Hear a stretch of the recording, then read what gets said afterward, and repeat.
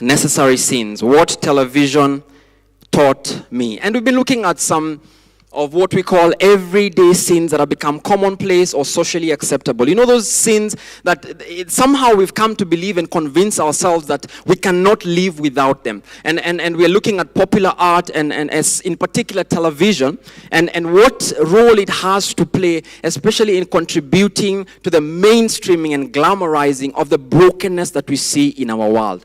There's so much brokenness that has been glamorized and spoken about in different tones when you look at popular media.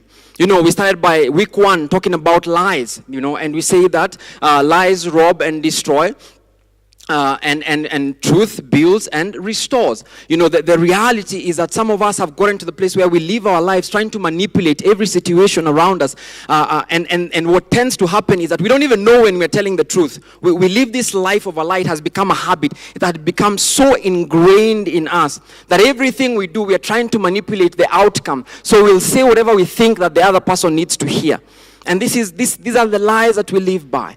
Then we looked at greed. You know, and we say there's this insatiable desire in us to always want more. We are always living for more. We are living life chasing after one thing after another. You know, and we need, the lesson there that we learned is that we need to define our enough, early enough, so that we can live a life that is filled with contentment. Many of us don't even know what that is. What is contentment? We struggle, especially in this generation, because we want more and more and more. Then we talked about anger.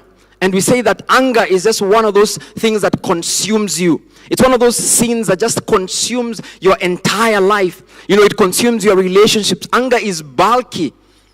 Anger grows. And we need to learn, you know, it grows and consumes your relationships. It grows and consumes your entire life, your purpose in life. And we say that we need to learn how to release anger so that we can create space for God in our lives. This is the lesson that we learn in anger. And then last week, I spoke about pride.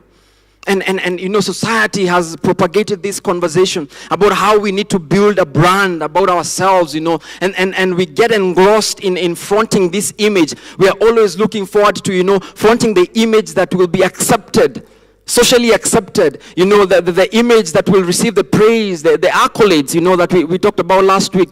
And it turns us to begin to focus on ourselves more. And what that does is that it puts God out of focus. But when it's all about us, we are self-centered, then it puts God out of focus. And the dangerous thing with that is that when we focus so much on fronting this image, we get disconnected with what God is trying to do within us. We get disconnected with what is happening in us, that we lose out on the fact that, yes, there's a bigger purpose that God has for us. So today I want to talk to us about our last sin, which is lust. And the thing is, it's just one of those sins that I think applies to majority of us. What we've been doing with this series, especially those who are joining us for the very first time, is that we've taken a popular TV series and we've looked at the themes that this TV series is teaching us. But then we look at the Bible, the Word of God, and what it has to say about that particular topic. Now, before even I jump into the message, and I have a simple question for us. This is such a simple question. In fact, I want you to turn to the people around you and talk to them. And this is a question for me. What are some of the shows that you enjoyed watching while you're growing up? It's such a simple question. I'm sure you have an answer. What are some of the shows that we enjoyed watching while we were growing up?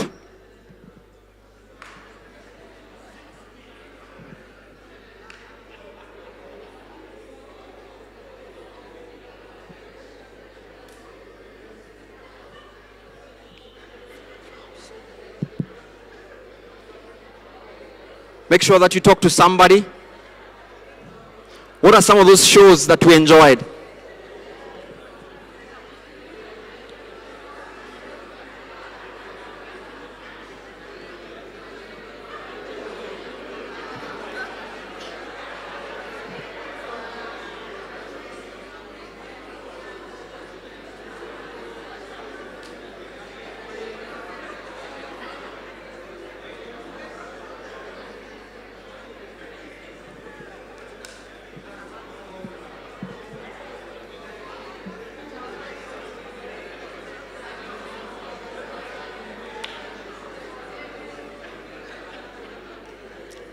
Okay, allow the other person to speak.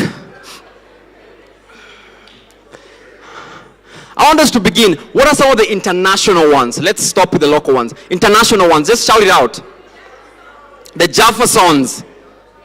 Sorry? Neighbors. 227. $6 million man. Sorry? Renegade. My wife had a crush on Renegade. Don't tell her I said it. Sorry? Dallas. All of us. Fresh Prince of Bel-Air. How many of us remember that? You know, there was Neighbors. These were some of the shows that we love to watch. Different Strokes. Some of us are looking at us like, what are you guys talking about? You know, what about the local ones? Hey, Vitimbi. There was Tausi, Tushauriane, Vioja Mahakamani, Tahamaki, Mamboleo.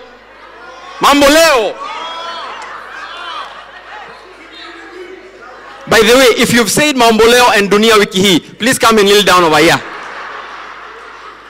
You know, Dunia Wiki Hii. How many of us remember the tune for Dunia Wiki Hii? That thing, yeah, it used to tick me off. And then it used to be like an hour long or 2 hours long. I'm like, what? Anyway, these are the shows that we loved to watch when we were growing up. And those who are teenagers in the 80s and a bit of early 90s, you know what I'm talking about. The rest of us, I am sorry. I'm sorry, but these are the shows that we just love to watch, you know. And I'm talking about, you know, the reality is that even when you watch these shows, it sort of talked about some of the brokenness that we see in our world, but it didn't have as much awkward scenes as possible. Do you guys agree? You'll agree with me that these shows were chock full of family values, right? Even though they were showcasing this brokenness. You know, in fact, the only awkward scenes were those kissing scenes that made your parents. I've seen someone's father in the congregation. But you see, your parents will say the most random thing because they just want to get rid of you at that particular point. In fact, I saw this on social media where, you know, the father will just shout out whatever it is that comes to their mouth. You know, go and iron the car while you pack the shirt for me. Just because they want to get rid of you so that you can walk out of that place. You know, these are the shows that we watch, but they didn't have as much awkward scenes. And the kissing scenes that were there were probably 2 or 3 seconds long, right? You know, before even you look around, you know, you want to cough your heart out, you know, it's over and you move on to the next scene. Now, the scene has changed completely. I mean, boy kissing girl is boring. It's no longer there. In fact, some of the TV series that we watch, some of the movies that we watch, I would say they are soft pornography. Because, you know, nudity, in fact, when there's no nudity, it doesn't sell. In fact, even people don't even watch. We've gotten to the place where a generation, we don't even watch movies or TV series if there is absolutely no nudity. The language has become colorful. When you talk about the violence, you know, the murder has become intriguing. And all these things, you see them. And this series that we've gone through, Necessary Sins, has proven that all these things are what we love, what we enjoy as a generation to watch. And even though these themes are bad, somehow we've been inoculated, whether we know it or not. Because we've met people who've built their names on lies, and we love them. We've met politicians who've epitomized greed, and we cheer them on. We've met people who have been consumed with anger and vengeance, and we root for them. We've seen the proud in the world, and we admire them. In fact, we want to be like them. This is how we've been inoculated. Bad has now become good, and good has become bad, even in our language. Because, think about it, street language, those of us who are familiar with street language, and if you're a teenager in the 70s and the 80s, this does not apply to you. But, here's the thing. Street language, when someone is absolutely good at their craft, what do we say about that person? That guy is a mean DJ. He's a mean artist. Is that what we say? I mean, that has become language. Doesn't it? Don't you find it interesting that you watch movies and the cops are the bad guys and the guy who kills the cops is the good guy? We no longer can be able to tell between the bad guys and the good guys, the villains and the heroes. You watch a nice family romantic movie or show, and the nice happy couple is too cliche. In fact, it's boring because you know how the story will end. And we want the family drama. And in fact, the more the drama, the more we want to watch it. In fact, if they have affairs, the more we want to watch it. Take Scandal, for instance. The series. Terrain. Showstopper. Here's the thing. Scandal is an American, some of us have no idea what I'm talking about, but it's an American political thriller that revolves around the life of a crisis management guru by the name of Olivia Pope. That's what we call her. You know, a former White House employee, and now she is what we call a fixer. You know, she's dedicated, in fact, she is dedicated to defend the public interest of the nation's elite, regardless of what societal ills they have committed. Now, we love Olivia Pope. Wacheni kudindanganya hapa, wacheni kuangalia chini. We love Olivia Pope. One, she's black. She's a go-getter. She's a woman. She's beautiful, you know, and she represents the drive and the will that is in us when it comes to success. These are the things that we want, you know. However, her character is very morally ambiguous. In fact, she lives in the gray of decision making. Whether it's in the clients that she picks, whether it's in the murders that she decides to comply with, whether it's her willingness to steal an election, she does whatever it takes to get where she is. But this is not even the worst of it all, as television wants to put it to us.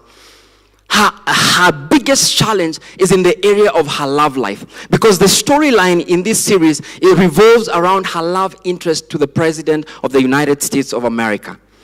Let me tell you, the passion that is there, you can almost touch it. I mean, it is captive, it is breathtaking. You know, these guys have that chandelier swinging kind of intimacy that husbands and wives just dream of. I mean, they showcase this intimacy. And when you read the reviews online, you'll find that most of the viewers are actually rooting for the president to end his marriage with Mellie and move on with Olivia, because it seems like everything that he needs and everything that he wants is in this affair that he has with Olivia. And I don't even know when this happens, but many of us, you know, as we continue, all those of us who have watched Scandal, you don't know when it happens, but you jump onto this cheering squad and you begin to rout for the same thing. Some of us having those sheepish laughters because you know that you've done that.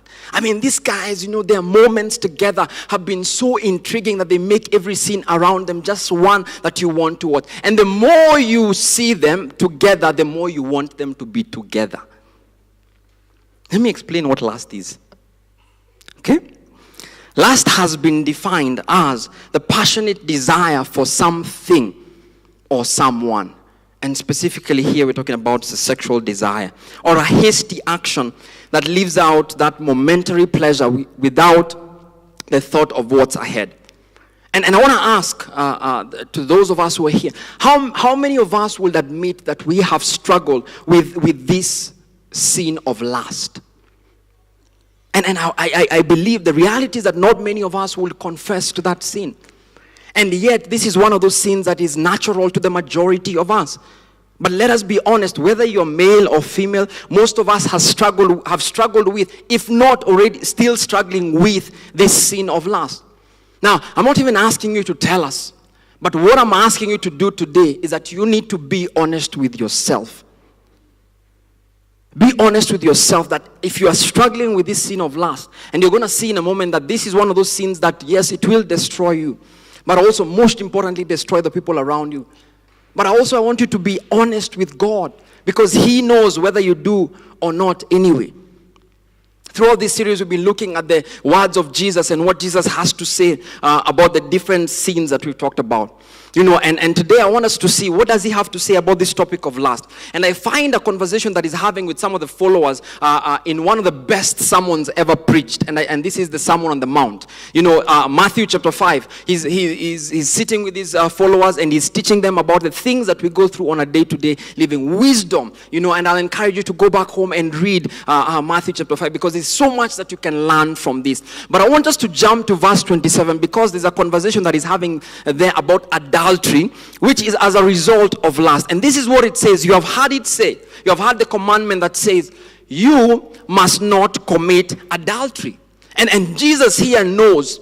He knows that the people are aware of this commandment. Remember, those of us who were here last week or you've listened to the sermon, you know that I was talking about the Pharisees. And the Pharisees were so keen on the Mosaic laws, the laws that were given hundreds of years back to govern them and to guide them. And this was one of the commandments that they were given, which is not commit adultery. So Jesus knows that these guys are aware that you are not supposed to be found in bed with another's spouse.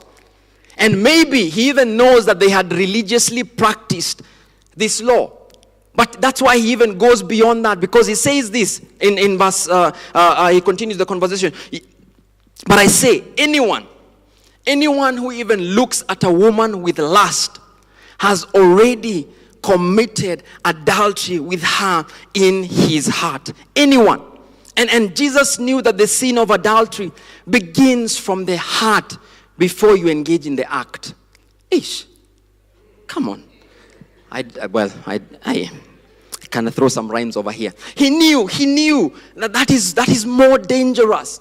The state of your heart. If the state of your heart is already sinful, then no doubt you will engage in the adultery. And the popular culture back then was Jewish men would force the women to wear head coverings, because it's as if they were shifting blame to the women and saying that the women were the ones who were causing them to lust. But Jesus here is pointing and he's taking back the responsibility to the person, the responsibility of lust to the person who's lusting. And he's saying that this is your responsibility because it begins with the heart and not external forces. It begins with the heart. So we harbor this sin in our hearts. And that's why he goes on to emphasize how we need to get rid of this sin. And he says this in verse 29, I think.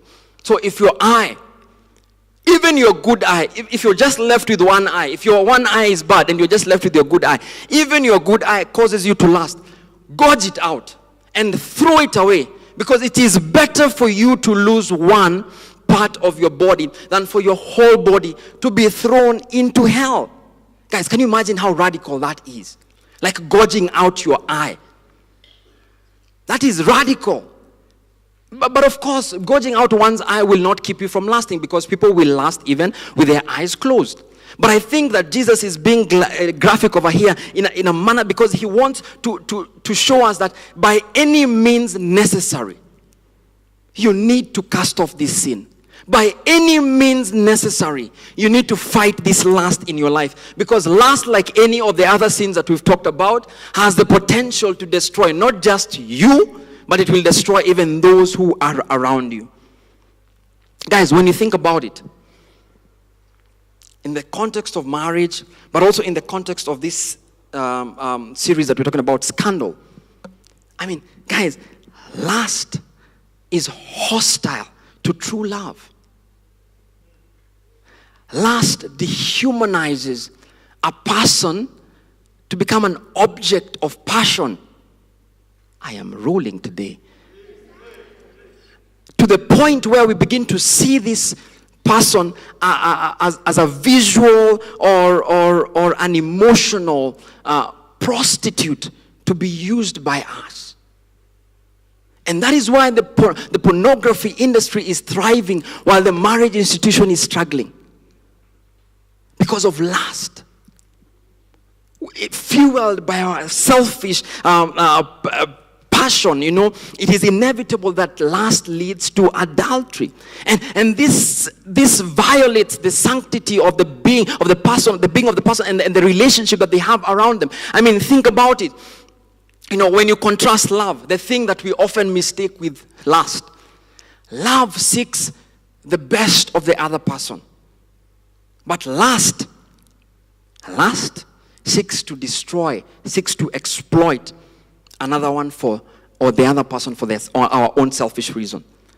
Love values, it respects, and seeks to serve other persons with what is genuinely a genuine concern and a genuine love for them, a genuine good for them.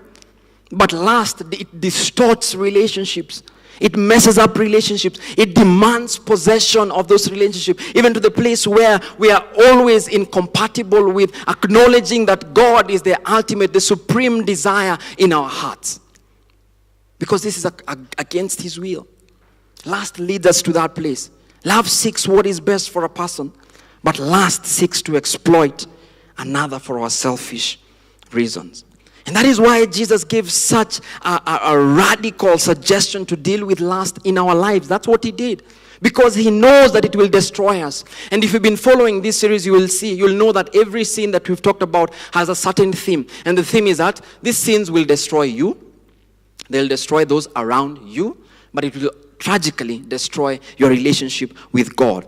And this has been evident even as we've spoken about every sin. And these are not to be taken casually, but with the seriousness that it deserves, because your life is dependent on this. And that's why Jesus says, it is better for you to lose one part of your body than for your whole body to go to hell. Those who research on popular culture, or those who follow popular culture, will agree with me that we live in a pornographic epidemic. Everywhere you go, there's a battle. There are things and people questioning your moral compass. Everywhere you turn to, there are things that are questioning your moral compass. We live in a lustful age. And here's the thing. Popular media has magnified it. It has affected the way we live. And it is also affecting the kind of people that we are becoming on a day-to-day basis. And that's why Jesus said those words that He said that, you know what, you need to do something radical. And my one point in this message to us today is that what you consume influences your thinking. It does. What you consume influences your thinking and affects who you become. What you're consuming, whether what you're watching, what you're listening to, it influences your thinking. And eventually it affects who you become.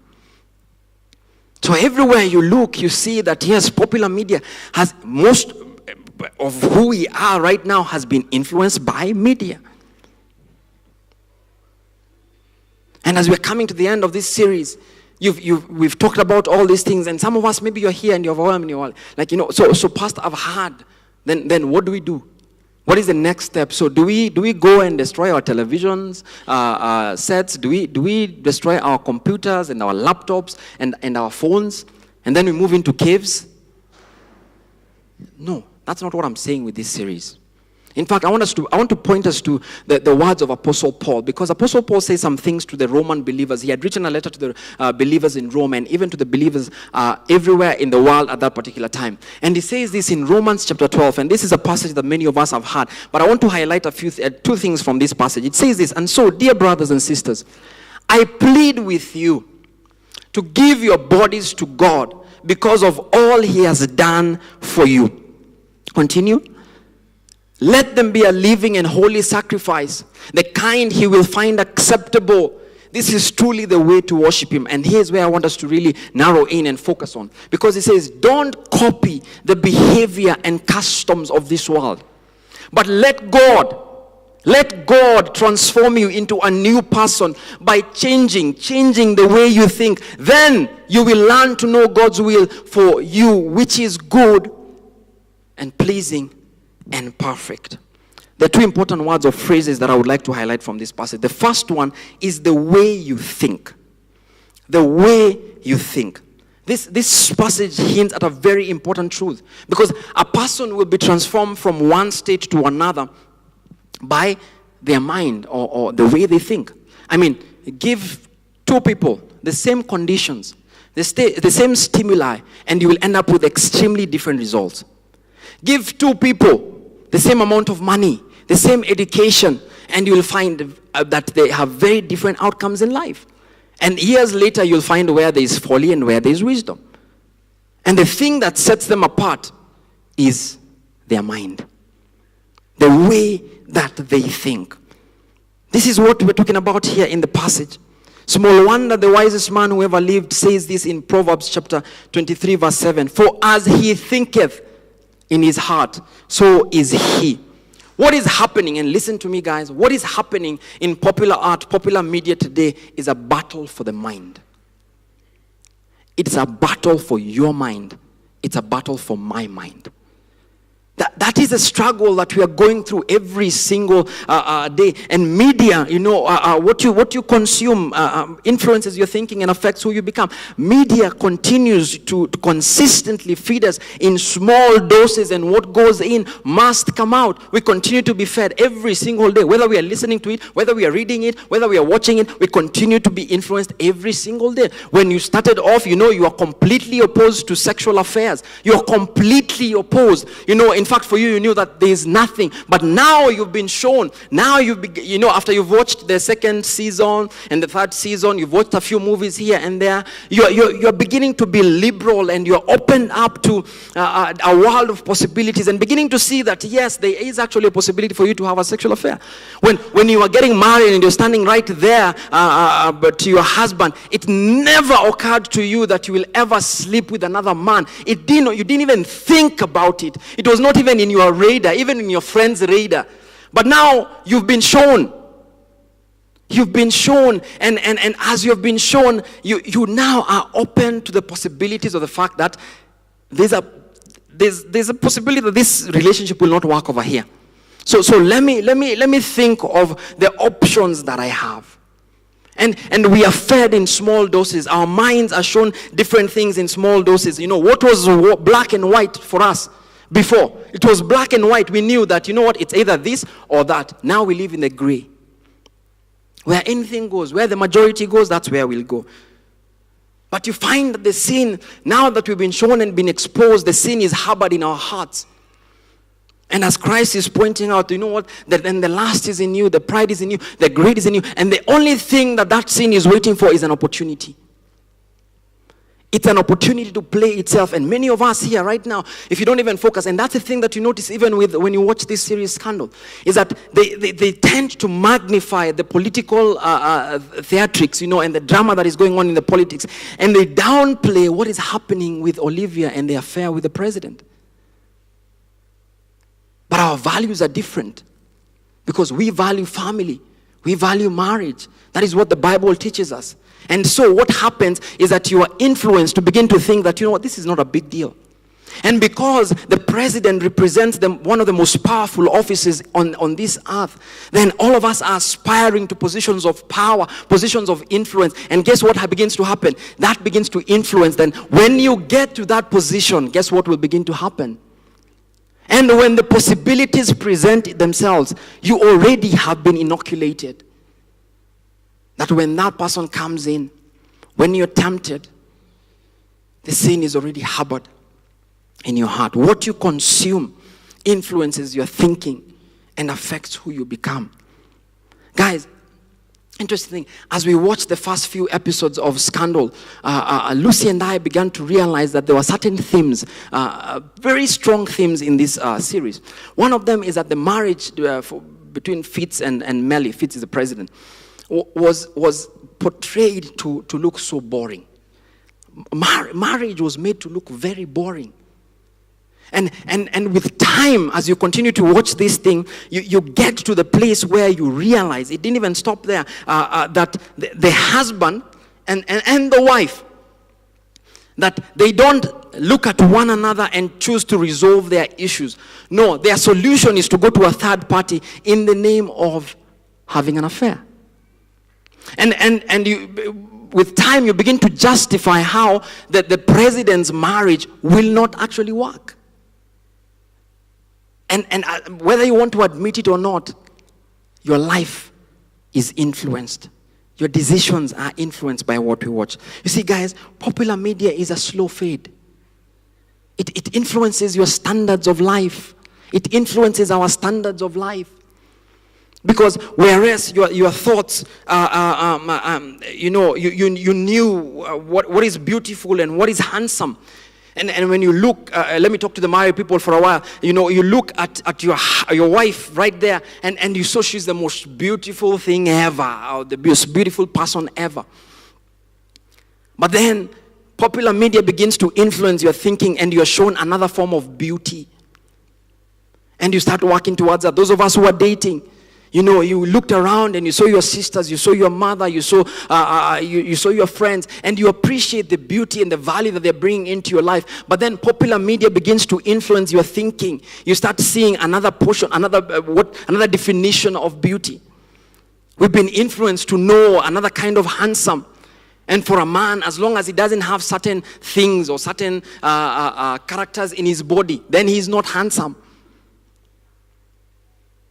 And one thing leads to the other. And that's why we find ourselves living in a constant state of discontent. Why? Because we are striving and we are working towards things that we can never have, or people that we can never have. That's why when you look around, you see that people are living lives that are miserable. They're in relationships, but they are miserable. Why? Because they have an idea of what they want in their lives. They have an idea of the kind of man, of the kind of woman that they want. We even have an idea of the kind of children that we want, because popular media has influenced the way we think. And that is why Paul says, do not copy the behavior and customs of this world, but let God transform you into a new person by changing the way you think. How does he do that? By consuming his word. Consuming his word, being in relationship with God the Father, being in relationship even with those who have a relationship with him. And they begin, instead of popular media influencing the way you think, let and allow God to influence the way you think. Guys, let me say this. And listen to me. You and I, cannot claim to follow God, to follow Christ, and make entertainment out of the very things that he gave his life to destroy for us. Let me say that again. We cannot claim to follow Christ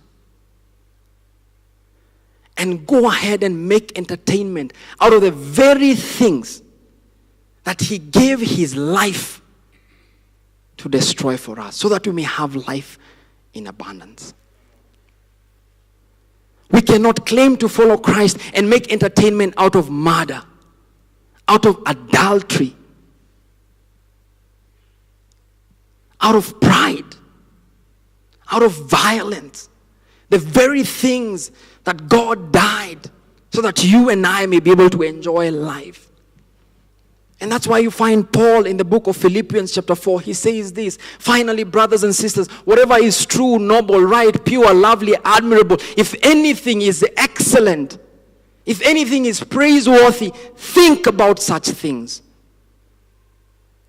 Think about such things. What is it that you're consuming? Are these the things that you're consuming?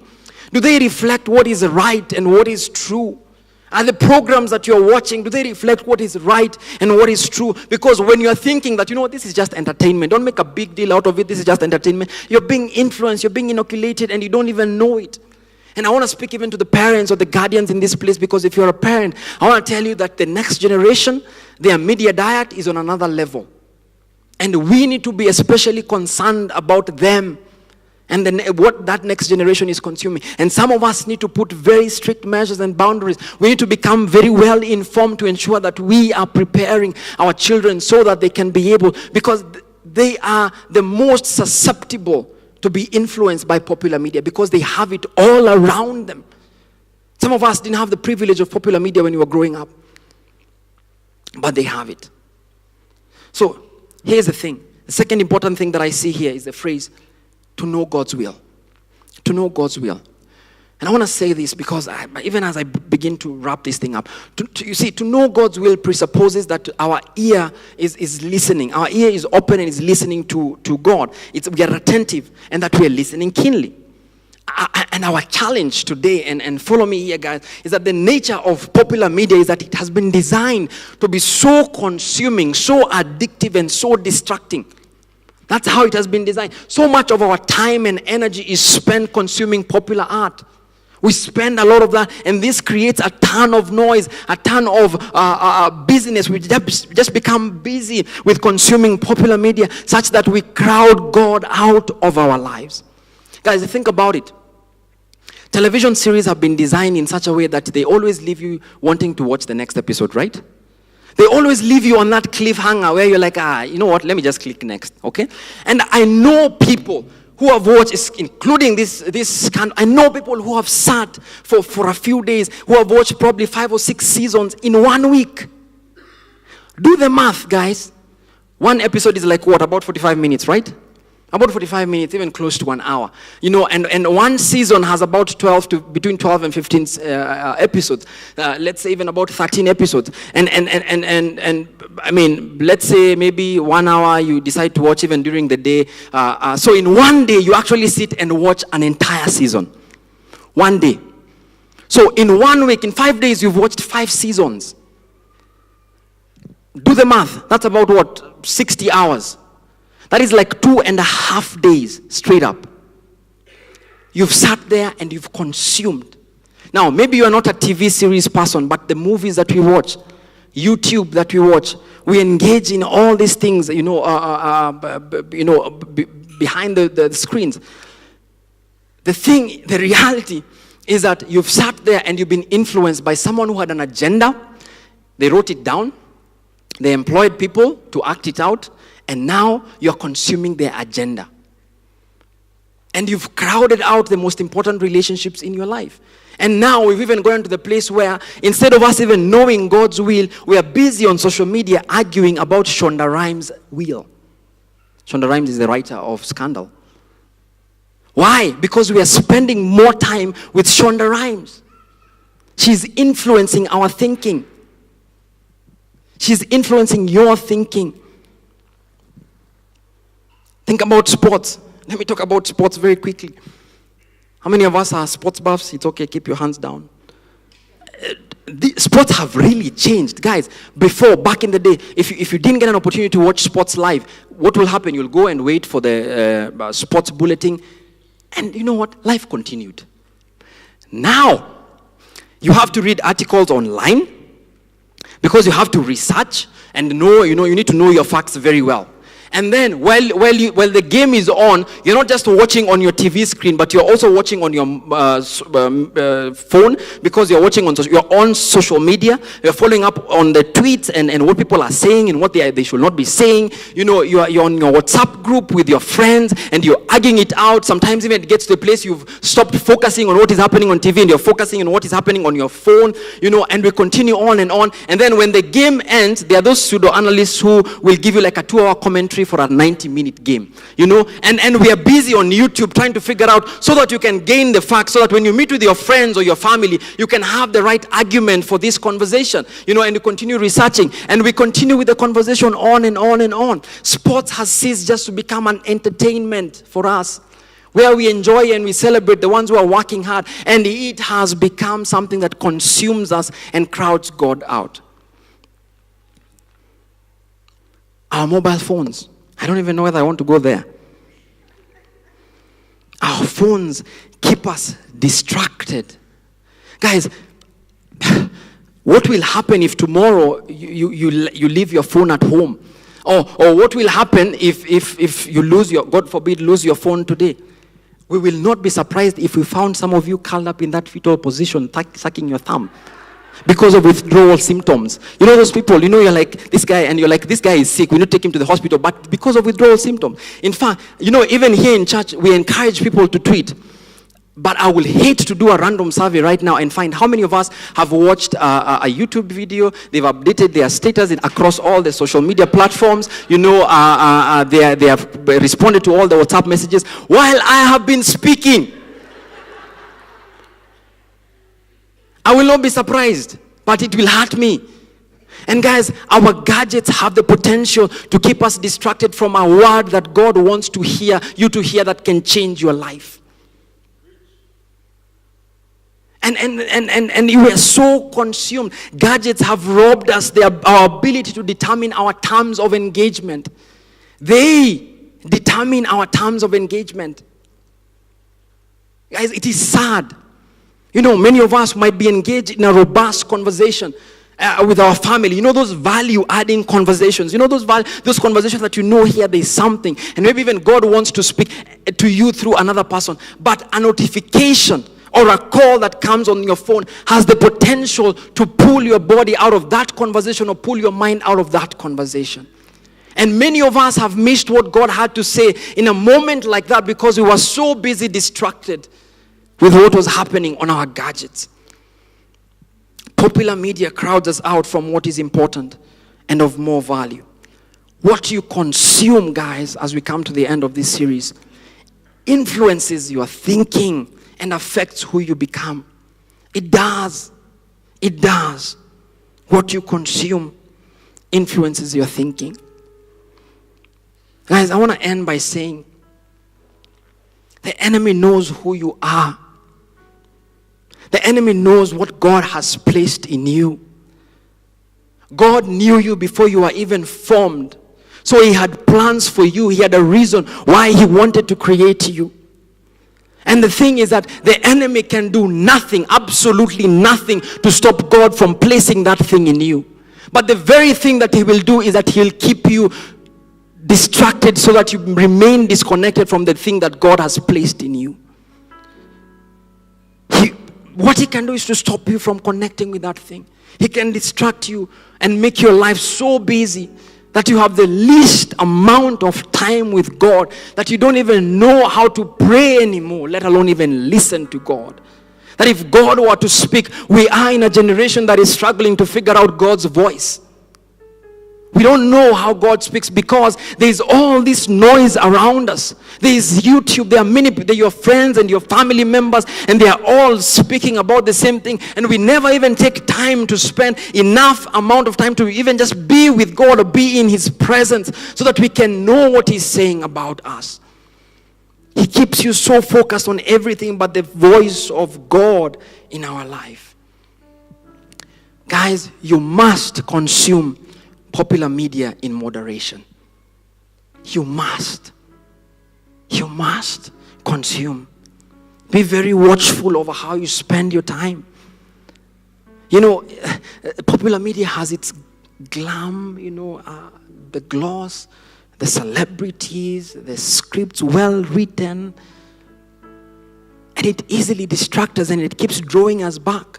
It is like a moth that is attracted to the flame, and we keep coming back. But I'm telling you, guys, and that's why even Paul says, let God transform you into a new person by changing the way you think. Then you will learn to know God's will for you, which is good and pleasing and perfect. Guys, what you consume influences your thinking and affects who you become. We've come to the end of this series, and my prayer for us is that this will not just be another series that will pass on and move on like nothing ever happened. And then you're like, oh yeah, fantastic, we're talking about money, we're in an economic crisis, let's talk about money and move on. Guys, you've noticed the theme. These sins have the potential to destroy you, destroy those around you, but also destroy your relationship with God. I want to invite us into a time of prayer.